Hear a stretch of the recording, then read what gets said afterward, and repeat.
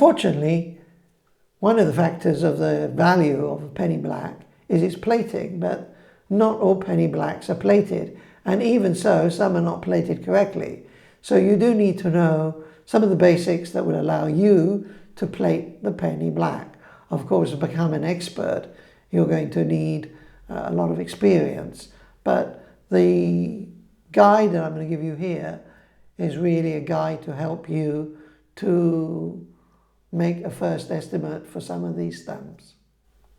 So in terms of resources that we use, you're going to need some references.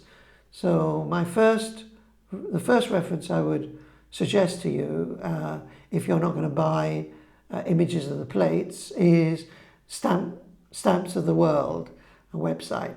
They actually have a very good set of every single penny black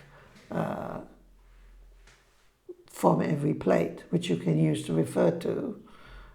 These images also are from registration sheets as well. This is free. It's a free resource.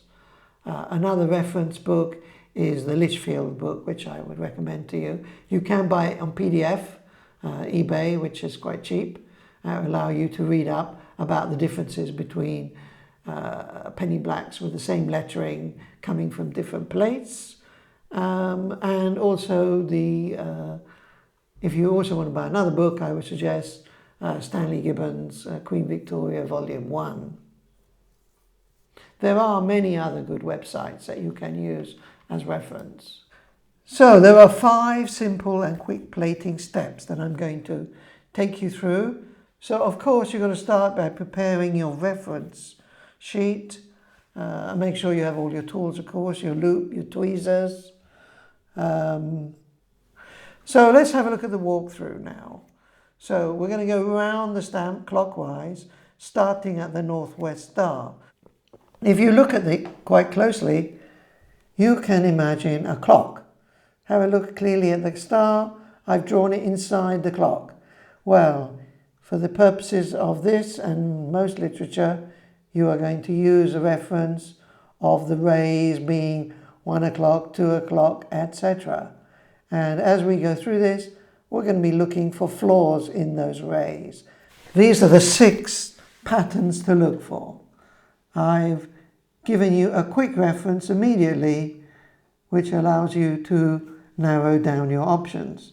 If you find a 10 o'clock flaw, you are surely going to be in plate A, 1A, 1B, or 2. So these are some clues to help you find stamps that belong to those plates.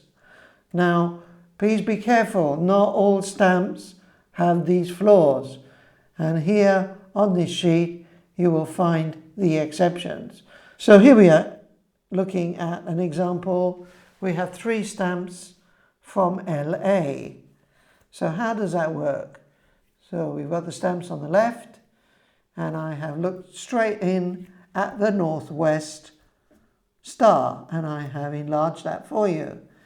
Based on this, we can decide where they belong. So I have looked at the first one, said, well, that's going to be plate 1A, B, or plate 2. The second one's going to be plate 1A or B, and so is the third one. Next, we can look at the check letters and compare to the check letters in plate 1A and 1B. So, going round the clock to the next star, that is the northeast star, we can look there.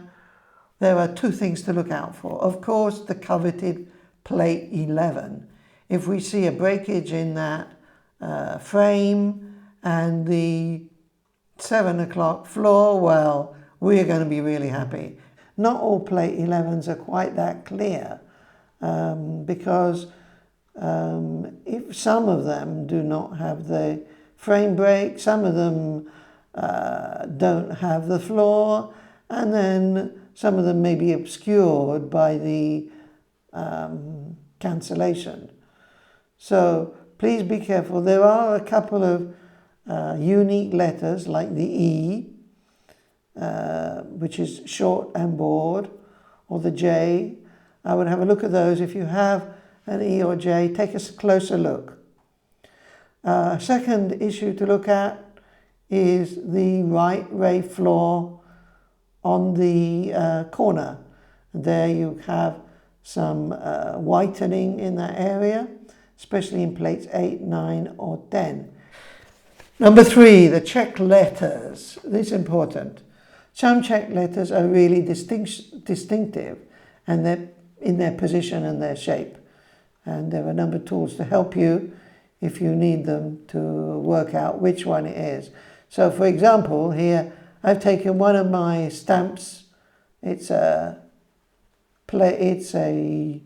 HK. Let's assume we don't know which plate it belongs to. Well, have a look at the K, and especially the frame around it, and that elongated line at the bottom. And then I would draw your attention to plate 4, and I'm sure you will conclude that this one is a plate 4. The next thing to look at are flaws around the bottom, especially what we call the O flaw and the bulging O. So if we have a look at the O flaw, it's a mark between the O and the M, and depending on the stage of the flaw, you will find it in a plate 7, 8, 9 or 10. These plates are quite distinctive. Unfortunately, not all stamps carry that flaw. Bulging O, well, that is something you find in plate 5 or 6. And then, of course, don't forget the margin and the frame. Guidelines outside the frame help you find which stamp it is. Weak or broken lines, as we discussed already. You've got many weak and broken lines on plate 5 and 6, or guidelines inside the frame in some cases.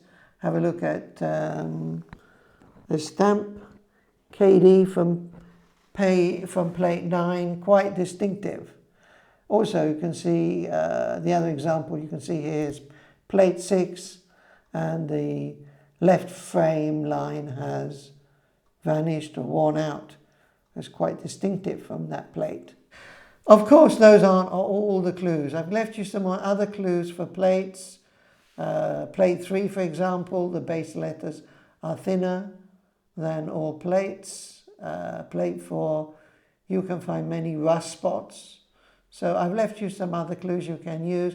This is by no means the only ways you can find the stamps, but if you use some of these to find or shortlist some stamps, you can then refer back to your reference stamps to decide the plates.